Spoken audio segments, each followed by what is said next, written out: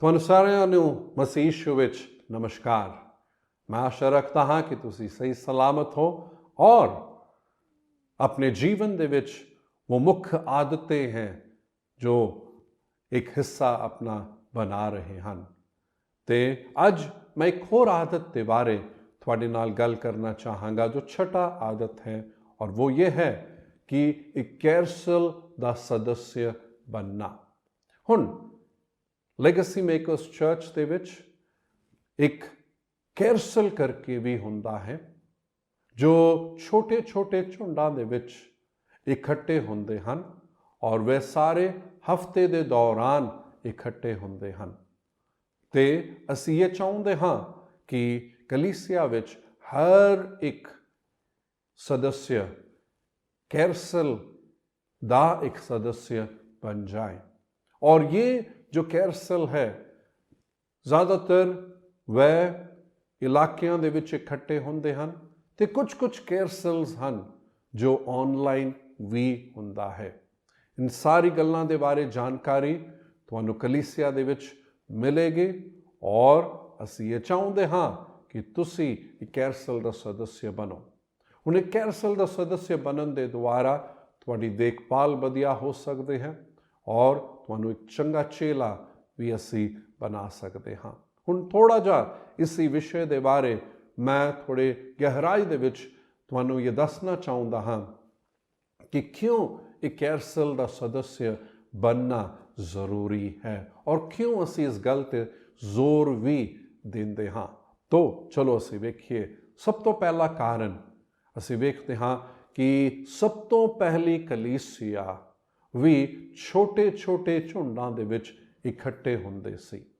मैं तुहाडा ध्यान चेलियां दा करतब 2 अध्याय ते 46 दे वल लेकर जाना चाहांगा जो इस प्रकार कहता है, अर दिनों दिन एक मन होकर हैकल विच लगातार रहंदे अते करी रोटी तोड़दे हां।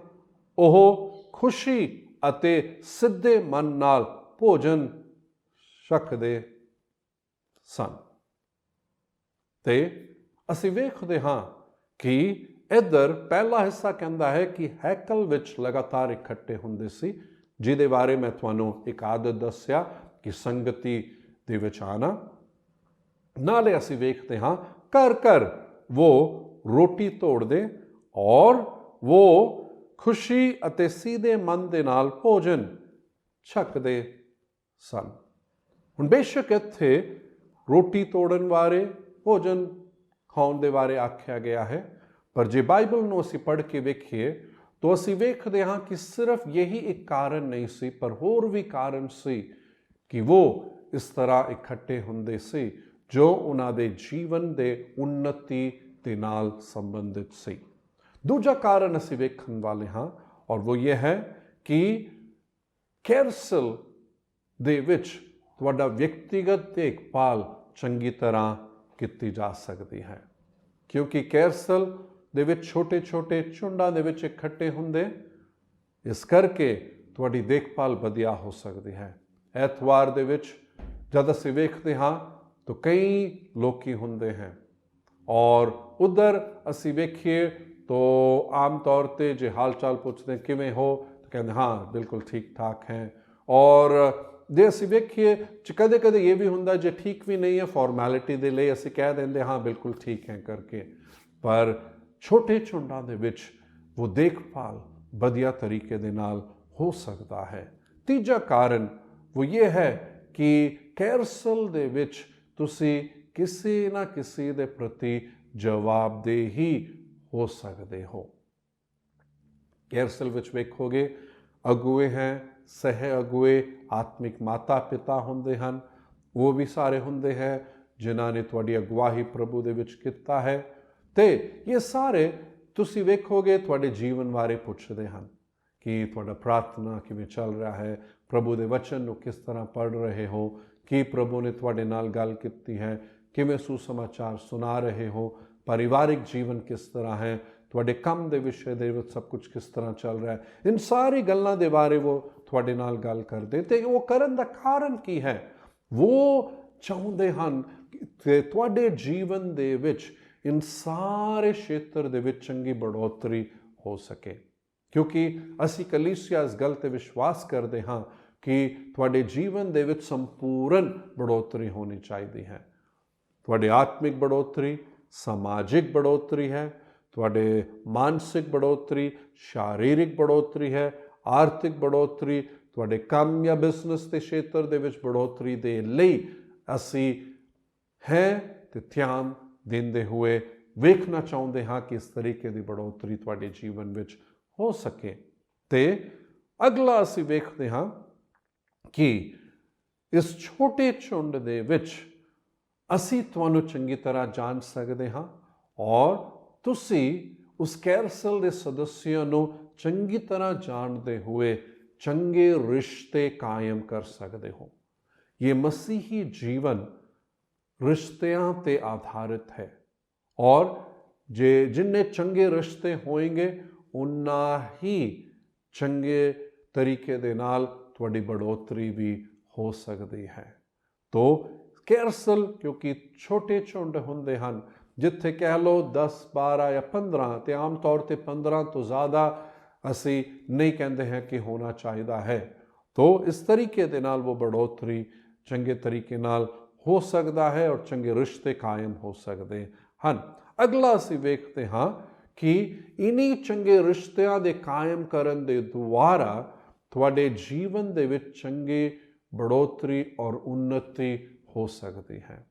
ਅਸੀਂ ਵੇਖਣਾ ਚਾਹੁੰਦੇ ਹਾਂ ਕਿ ਤੁਹਾਡੇ ਜੀਵਨ ਦੇ ਵਿੱਚ ਚੰਗੀ ਬੜੋਤਰੀ ਹੋਵੇ ਔਰ ਇਹ ਚੰਗੇ ਰਿਸ਼ਤਿਆਂ ਤੇ ਆਧਾਰਿਤ ਹੈ, ਜਿਸ ਦੇ ਦੁਆਰਾ ਤੁਹਾਡੇ ਜੀਵਨ ਦੇ ਵਿੱਚ ਸੰਪੂਰਨ ਬੜੋਤਰੀ ਹੋ ਸਕਦੀ ਹੈ। ਤੇ ਇਸ ਕਰਕੇ ਵੀ ਕੈਰਸਲ ਦਾ ਸਦੱਸਿਆ ਹੋਣਾ ਬਹੁਤ ਹੀ ਜ਼ਿਆਦਾ ਜ਼ਰੂਰੀ ਹੈ। ਛਟਾ ਤੇ ਆਖਰੀ ਕਾਰਨ ਜੇਕਰ ਅਸੀਂ ਵੇਖੀਏ, ਇਸ ਚੰਗੇ ਰਿਸ਼ਤਿਆਂ ਦੇ ਕਾਰਨ ਤੇ ਛੋਟੇ ਝੁੰਡਾਂ ਦੇ ਵਿੱਚ ਇਕੱਠੇ ਹੋਣ ਦੇ ਕਾਰਨ ਤੁਹਾਡੇ ਆਪਸ ਦਾ ਸੰਚਾਰ ਖੁੱਲਾ ਤੇ ਅਰਥਮੈ ਹੁੰਦਾ ਹੈ। ਕਿਉਂਕਿ ਛੋਟੇ ਝੁੰਡਾਂ ਦੇ ਵਿੱਚ ਹੈ ਖੁੱਲ ਕਰ ਆਪਣੀ ਗੱਲ ਕਰ ਸਕਦੇ ਹੋ ਔਰ ਇੱਕ ਬਹੁਤ ਹੀ ਅਰਥਮੈ ਗੱਲਬਾਤ ਹੁੰਦੀ ਹੈ ਜੋ ਬਹੁਤ ਹੀ ਜ਼ਿਆਦਾ ਜ਼ਰੂਰੀ ਹੈ।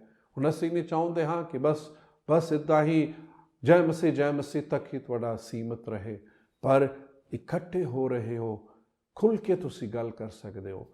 ਇਹ ਗੱਲ ਸੱਚ ਹੈ ਕਿ ਅਸੀਂ ਕਈ ਚੁਣੌਤੀਆਂ ਦਾ ਸਾਹਮਣਾ ਕਰਦੇ ਹਾਂ, ਕਈ ਮੁਸ਼ਕਿਲਾਂ ਦਾ ਸਾਹਮਣਾ ਕਰਦੇ ਹਾਂ, ਕਈ ਸੰਘਰਸ਼ ਦਾ ਸਾਹਮਣਾ ਕਰਦੇ ਹਾਂ ਤੇ ਸਾਡੇ ਮਨ ਵਿੱਚ ਰਹਿੰਦਾ ਕੋਈ ਹੋ ਜਿਸ ਦੇ ਨਾਲ ਮੈਂ ਗੱਲ ਕਰ ਸਕਦਾ, ਕੋਈ ਹੈ ਜਿਸ ਨੂੰ ਮੈਂ ਆਪਣਾ ਦਿਲ ਕਹਿ ਕੇ ਆਪਣਾ ਦਿਲ ਹਲਕਾ ਕਰ ਸਕਦਾ ਹਾਂ। ਸਾਡੇ ਮਨ ਦੇ ਵਿੱਚ ਵਿਚਾਰ ਆਉਂਦਾ ਹੈ।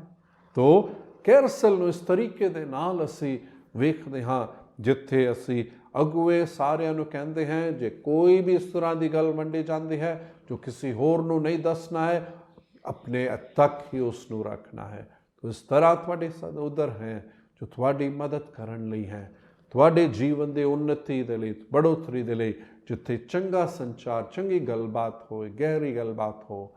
ਤੇ ਮੈਂ ਤੁਹਾਨੂੰ ਕਹਿਣਾ ਚਾਹੁੰਦਾ ਹਾਂ, ਜੇਕਰ ਤੁਸੀਂ ਹੁਣ ਤੱਕ ਕੈਰਸਲ ਦੇ ਸਦੱਸਿਆ ਨਹੀਂ ਬਣੇ, ਕਿਰਪਾ ਕਰਕੇ ਜ਼ਰੂਰ ਇੱਕ ਕੈਰਸਲ ਦਾ ਸਦੱਸਿਆ ਬਣੇ, ਆਪਣੇ ਆਪ ਨੂੰ ਸਮਰਪਣ ਕਰੇ।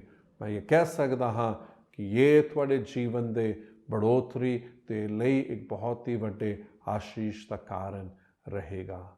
ਕਿਉਂ ਨਾ ਅਸੀਂ ਪ੍ਰਾਰਥਨਾ ਕਰੀਏ ਆਪਣੇ ਅੱਖਾਂ ਨੂੰ ਬੰਦ ਕਰਦੇ ਹੋਏ। ਪਿਆਰੇ ਸਵਰਗੀ ਪਿਤਾ, ਧੰਨਵਾਦ ਪ੍ਰਭੂ, ਕਲੀਸਿਆ ਦੇ ਵਿੱਚ ਤੁਸੀਂ ਕੈਰਸਲ ਰੱਖਿਆ ਹੈ ਜੋ ਕਲੀਸਿਆ ਦੀ ਜਾਨ ਹੈ ਔਰ ਸਭ ਕੁਝ ਉਸੇ ਕੈਰਸਲ ਦੇ ਦੁਆਰਾ ਅਸੀਂ ਕਰਨਾ ਚਾਹੁੰਦੇ ਹਾਂ।